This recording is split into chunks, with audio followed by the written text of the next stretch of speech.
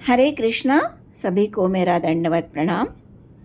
मेरा नाम हेमा देशपांडे है और आज हम अध्याय 11 जिसका नाम है विराट रूप या विश्वरूप दर्शन, इसे देखने जा रहे हैं। तो चलिए हम प्रथम गुरु की प्रार्थना करेंगे और फिर इस अद्भुत विषय को हम आगे बढ़ाएंगे। ओम अज्ञानतिमिरान्धस्य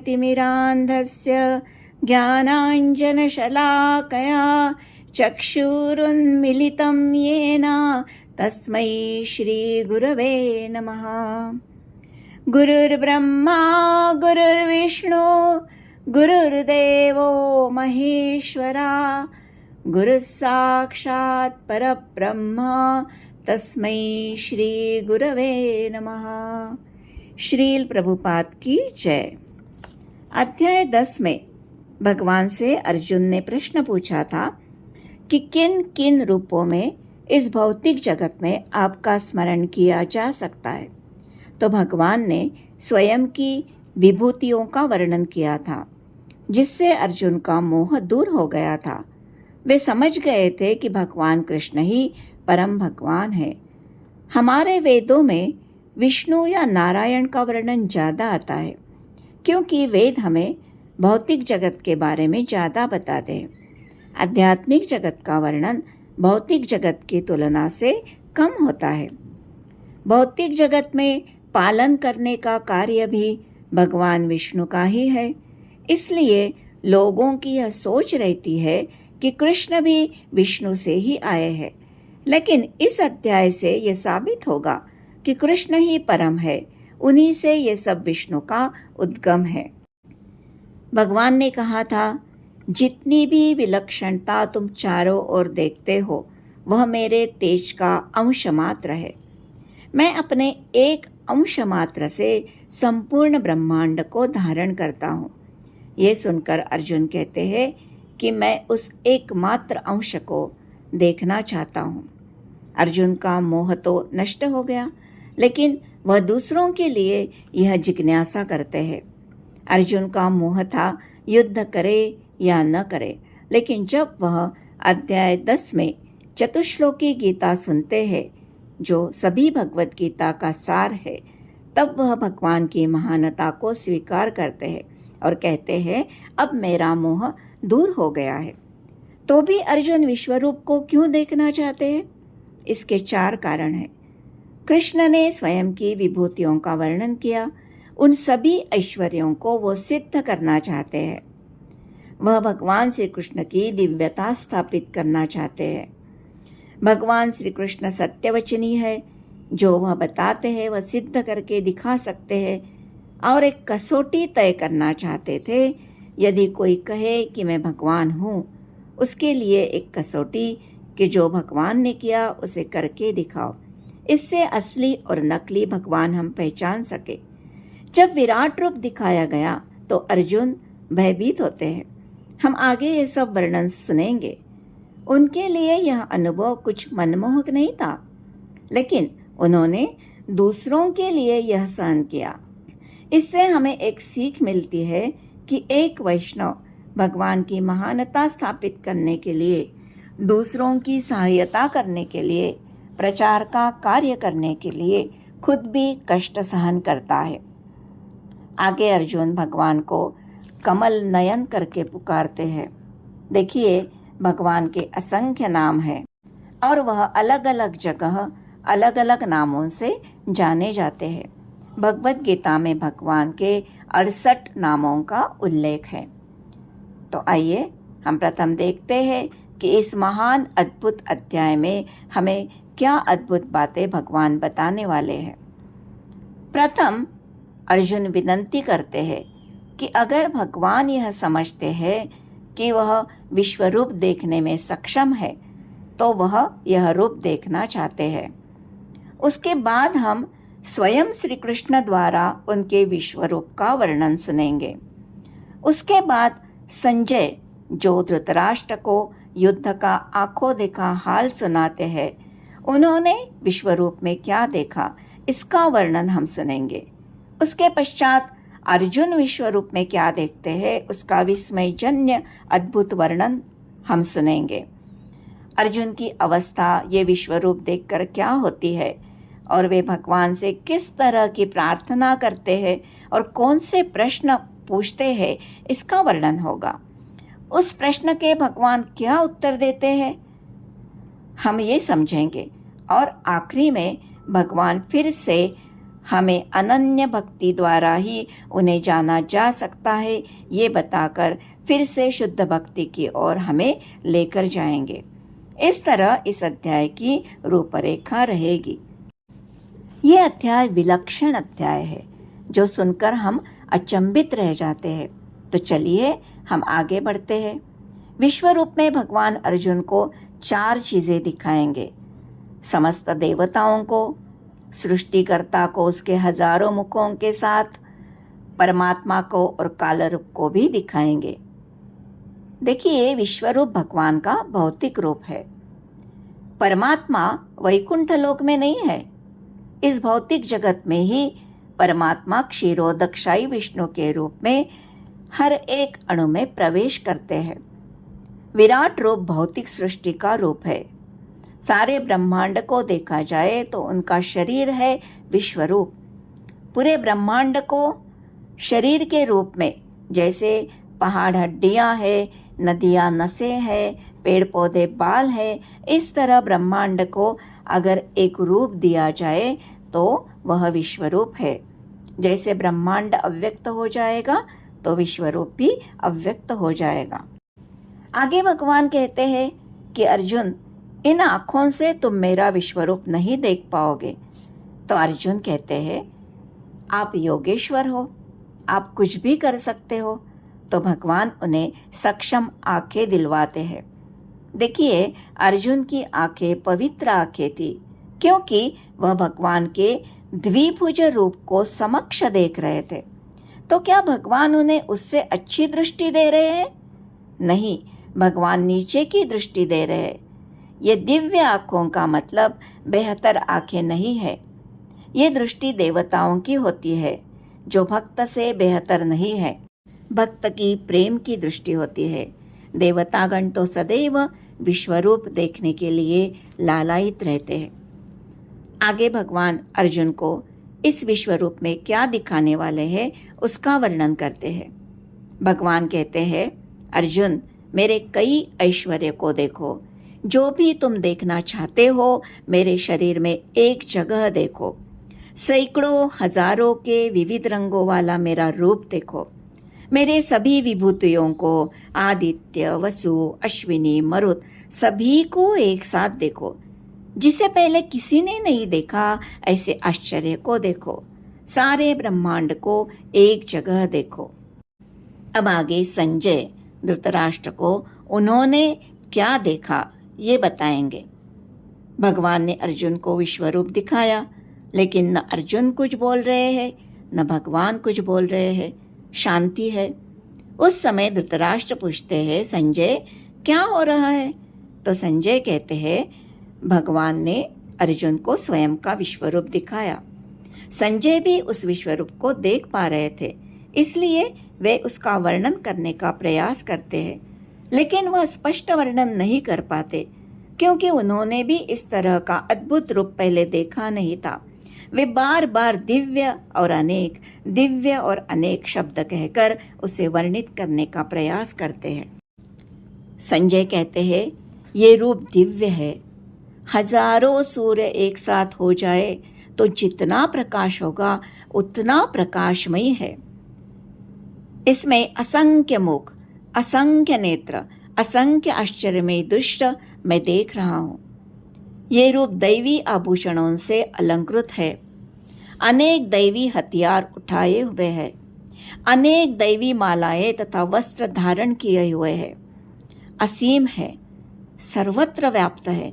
मैं समस्त ब्रह्मांडों को इस रूप में देख रहा हूँ।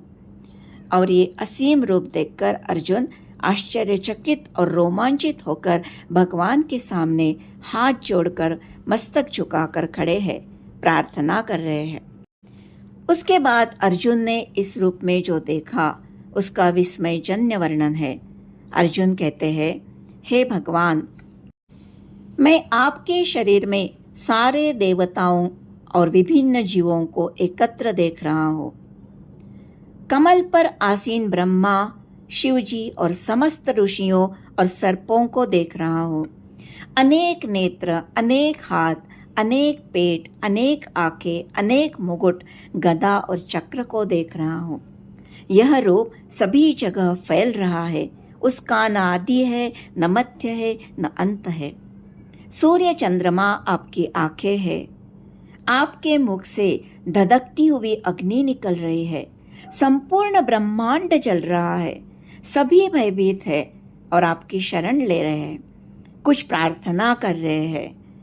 महर्षि और सिद्ध पुरुष कल्याण हो पुकार रहे हैं। सभी आश्चर्यपूर्वक आपके ये भयानक रूप को देखकर विचलित हो रहे हैं। यहाँ भगवान की आंखें सूर्य और चंद्र क्यों बताई गई है, ये हम देखते हैं। क्योंकि भगवान दो अलग अलग प्रकार से दृष्टि डालते हैं। जो दुष्ट असुर होते हैं उनके ऊपर उनकी दृष्टि सूरज के तरह जलाने वाली होती है। भक्तों के ऊपर उनकी दृष्टि चंद्र के समान शीतल होती है। अर्जुन का भाव ये विश्व रूप देखकर बदल रहा है। पहले तो वे अद्भुत रस का आस्वादन कर रहे थे, अभी वे भय रस का आस्वादन कर रहे हैं। अर्जुन को भगवान ने देवताओं जैसी दृष्टि तो प्रदान की, लेकिन देवताओं जैसा मन नहीं प्रदान किया। अगर करते तो अर्जुन शुद्ध भक्त की भावना को खो बैठते। दृष्टि दे दी लेकिन मन शुद्ध भक्ति का ही था, भक्त का ही था। इसलिए ये विश्वरूप देखने में अर्जुन को मज़ा नहीं आ रहा था। भगवान ने विश्वरूप में युद्ध का परिणाम भी दिखाया। अर्जुन इस रूप में भूत, वर्तमान और भविष्य भी देख पा रहे थे। भगवान के मुख में सभी योद्धाओं का प्रवेश होते हुए देख रहे थे। भगवान सभी को निगल रहे थे। सभी उनके भयानक दांत और मुख में खींचे जा रहे थे। सभी का चूर्ण चूर्ण होता हुआ देख रहे थे। भीष्म और द्रोण भी इनके मुख में प्रवेश करते हुए दिखाई दे रहे थे।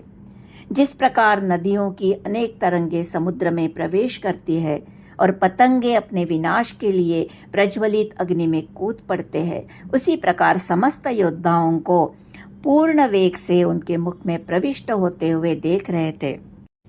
देखिए, नदी जब समुद्र में प्रवेश करती है तो उसका कलकल करता आवाज़ भयानक होता है। वह बहुत तेज गति से समुद्र में मिलती है, पानी पानी से टकराता है। उसी तरह सभी योद्धा विश्वरूप मुख में प्रवेश कर रहे थे। कुरुक्षेत्र में जो युद्ध हुआ तब दो प्रकार के लोगों की मृत्यु हुई। एक तो स्वयं के भाग्य के कारण इस युद्ध में आए, धर्म के अनुसार लड़े और मर गए, उन्हें स्वर्ग प्राप्ति हुई। और कुछ लोग स्वयं के गलती के कारण मृत्यु को प्राप्त हुए। गलतियों के कारण उनकी आयु कम हुई। कौरवों ने बहुत सारी गलतियां की। सबसे बड़ी गलती थी द्रौपदी वस्त्रहरण। उसी समय उनका भविष्य निश्चित हो गया था। एक पतंगा अग्नि में प्रवेश करता है और नदी समुद्र में मिलती है, ये दो बातें अलग अलग है। नदी स्वाभाविक रूप से समुद्र को मिलती है, वैसे ही प्रत्येक जीव जन्म लेने के बाद मृत्यु की ओर बढ़ता है, ये नैसर्गिक प्रवाह है। लेकिन पतंगा जब अग्नि में प्रवेश करता है तब वह अग्नि के प्रति आकर्षित होकर गलती कर बैठता है और मूर्खता के कारण जल जाता है। वैसे ही सारे कौरव भगवान के मुख में स्वाहा हो रहे हैं। वे तो स्वेच्छा से लड़ रहे थे, लेकिन भीष्म और द्रोण मजबूरी से लड़ रहे थे, इसलिए उनका विश्व रूप में आना नदियों के समान कहा गया है। भगवान के इस भयानक रूप को देखकर अर्जुन स्तंभित हो जाते हैं और भगवान से पूछते हैं, हे देवेश, इस उग्र रूप में आप कौन हो और आपका प्रयोजन क्या है? उन्हें समझ में नहीं आता कि ये वही है जो मेरे मित्र है। क्या यही मेरे सखा है? उनका मित्रता का भाव भय में बदल जाता है। श्री कृष्ण उनके प्रश्न का उत्तर देते हैं, अर्जुन, मैं काल हूँ और मैं यहाँ समस्त लोगों का विनाश करने आया हूँ। पांडवों के सिवाय दोनों पक्ष के सभी योद्धा मारे जाएंगे। अर्जुन, तुम युद्ध करो, जय तुम्हारी ही होगी। युद्ध का परिणाम निश्चित है। अर्जुन कहते हैं, अगर परिणाम निश्चित है तो मुझे युद्ध में क्यों लगा रहे हो? तो भगवान कहते हैं, अर्जुन, मैं तुम्हें निमित्त मात्र बनाना चाहता हूँ, तुम्हें गौरव देना चाहता हूँ। अतः उठो और युद्ध करो, यश अर्जित करके धर्म के साथ राज्य करो। अर्जुन, तुम सव्यसाची हो। सव्यसाची का अर्थ है विशेष योद्धा। अर्जुन अपने दोनों हाथों से धनुष्य पकड़कर बाण छोड़ सकते थे। भगवान कहते हैं, मैं जैसे कहूँगा वैसे करो, मेरे योजना में सहभागी होगे तो जीत निश्चित है। इससे हमें ये समझना चाहिए कि हमें ये जानने की कोशिश करनी चाहिए कि हमारे लिए भगवान की क्या योजना है। हर जीव के लिए भगवान का कोई प्रयोजन रहता है। जब जीव को ये पता चलता है कि जीवन का वो उद्दिष्ट क्या है जिसके लिए भगवान ने उसे भेजा है, तो उस जीव के जीवन की संपन्नता या पूर्णता का कार्य उसी दिन से शुरू होता है। बद्ध जीव भगवान से विन्मुख होकर अपने ही कार्य में लगा होता है। कोई इस तरह सोचता ही नहीं, सभी स्वयं की इच्छा पूर्ति में लगे हुए हैं। हमें भगवान की योजना में निमित्त मात्र बनना है। इस सृष्टि का संचालन एक कुशल प्रशासक के द्वारा हो रहा है। उसके योजना के अनुसार, उसकी इच्छा के अनुसार हमें जाना चाहिए। उसी में हमारा जीवन सफल होगा। हमें बताया जाता है कि भगवान कृपालु है, दयालु है, लेकिन यहाँ भगवान ने विनाश का रूप क्यों दिखाया? यह समझना कठिन हो जाता है। लेकिन भगवान हमें ये समझाना चाहते हैं कि भौतिक जगत में विनाश अवश्यंभावी है। यह भगवान की ही व्यवस्था है। जैसे भगवान ने स्वयं की विभूतियाँ बताई, वैसे ही भगवान का एक रूप काल है। कुछ भी नित्य नहीं है। जिसका सृजन होता है उसका विनाश निश्चित है। इसलिए हमें भगवान की शरण लेनी चाहिए। जब हम भगवान का आश्रय लेते हैं, उन्हें जानते हैं, तो आचार्य लोग बहुत सुंदर दृष्टांत देते हैं। एक बिल्ली जब अपने बच्चे को अपने मुंह में लेकर जाती है तो बच्चा शांत होता है। उसे पता होता है कि बिल्ली उसका भला ही करेगी। लेकिन बिल्ली जब एक चूहे को लेकर जाती है तो वह डरा हुआ रहता है, भयभीत होता है। उसी तरह भगवान भक्त का कल्याण करते हैं और वह किसी से डरता नहीं। वह सब कुछ भगवान के ऊपर छोड़ देता है और निर्भय रहता है। लेकिन अभक्त का भाव चूहे जैसा रहेगा। इसलिए हमें भगवान की योजना में सहकार्य करना चाहिए। उसी में हमारी भलाई है, जैसे अर्जुन ने किया। अब हमें लगेगा अर्जुन के सामने भगवान थे जो उसे बता सकते थे कि उनकी योजना क्या है। हमें कैसे पता चलेगा? देखिए, जब हम शास्त्र पढ़ते हैं, ग्रंथ पढ़ते हैं, तो भगवान के हृदय की बात हमें पता चल जाती है।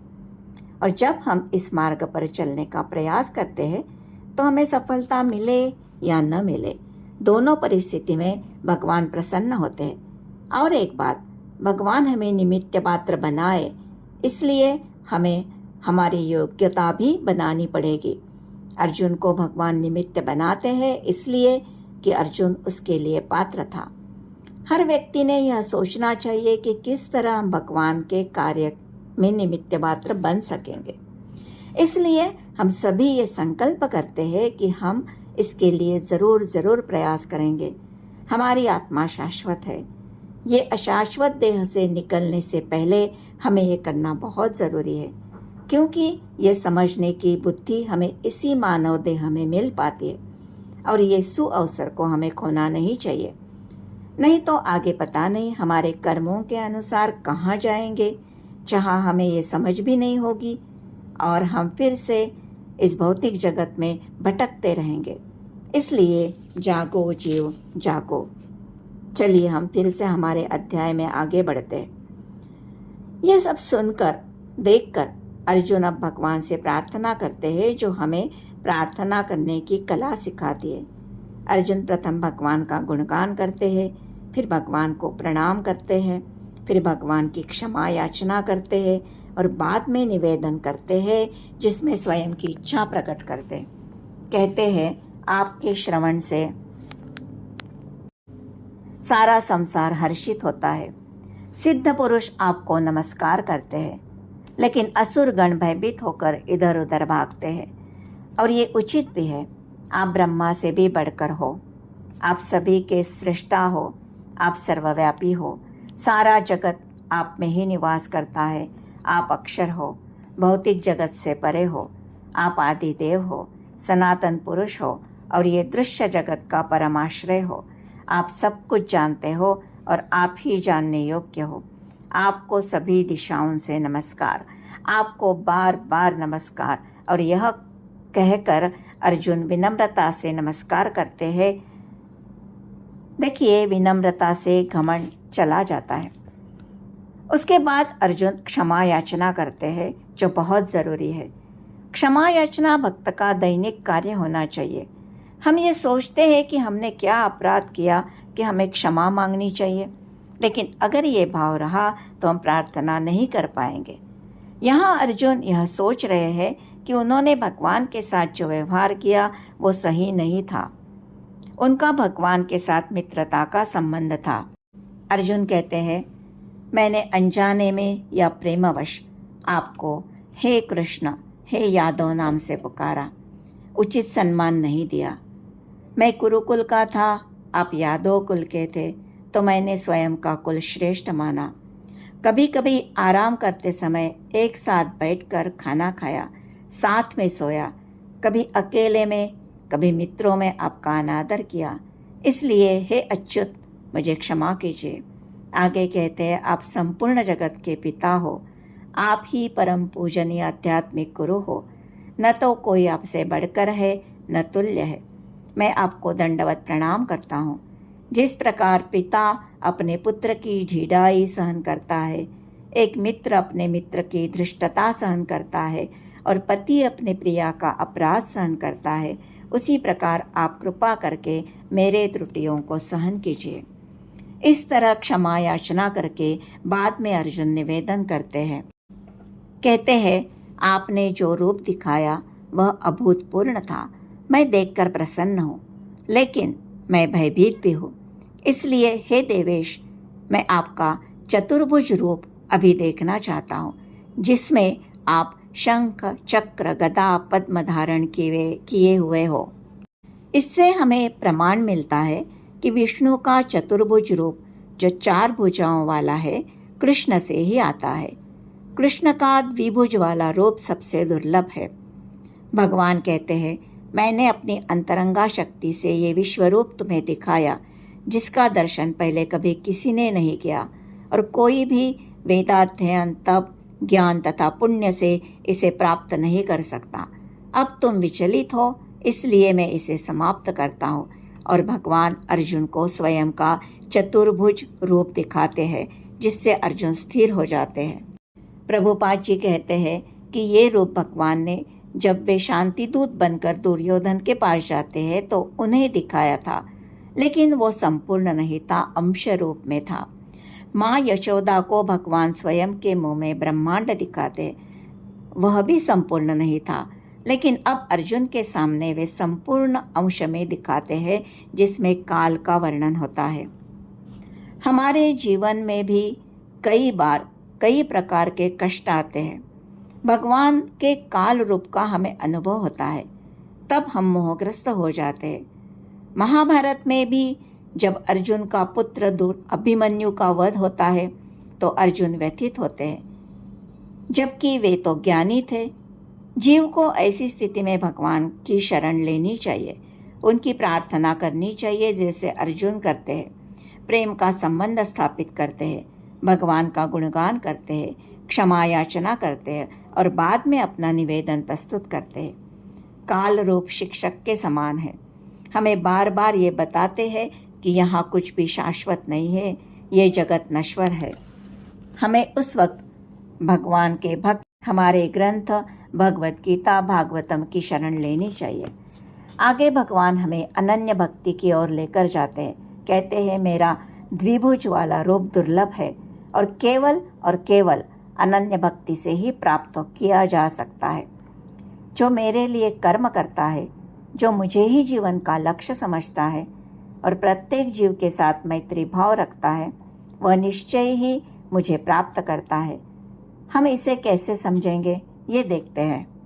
हम भौतिक जगत में अनेक प्रकार के कार्य करते हैं। उन सभी कार्यों को हम भक्तिमय कार्य बना सकते हैं। जैसे व्यापार कर रहे हो तो कुछ लाभ मिलेगा, उसका कुछ भाग भगवान को अर्पण करो। भवन निर्माण करना है तो भगवान का मंदिर बनाओ, उसमें तुम भी तो रह ही सकते हो। भवन नहीं बना सकते हो तो मंदिर की साफ सफाई करो। बगीचे में फूल उगवा कर भगवान को अर्पण करो। स्वयं के बच्चों को भक्ति के मार्ग पर चलने की सीख दो। भगवान कृष्ण को परम मानकर उनकी पूजा करो। किसी से द्वेष भाव न रखो और जो लोग भौतिक आसक्ति में लिप्त है उनकी संगति मत करो। इस तरह इस अध्याय में भगवान ने विश्व रूप में स्वयं का काल रूप और उसके साथ भगवान का चतुर्भुज विष्णु का रूप भी दिखाया। इस तरह कृष्ण ही समस्त रूपों के उद्गम है। भक्त के लिए कृष्ण का कोई अन्य रूप उतना महत्वपूर्ण नहीं है जितना कि मूल दो भुजी श्याम सुंदर का रूप। हमें ये समझना है कि हमें भी कृष्ण की भक्ति प्राप्त करने का प्रयास करना चाहिए। हम सभी इस मार्ग पर चलने का संकल्प करेंगे और इसी के साथ में इस अद्भुत विलक्षण अध्याय को समाप्त करती हूँ। आगे का अध्याय है भक्ति योग, जो भगवान श्री कृष्ण का हृदय है। ये इस भक्ति योग के खजीने का आखिरी अध्याय है। इसे आप बिल्कुल मिस नहीं करना और आज की ये रिकॉर्डिंग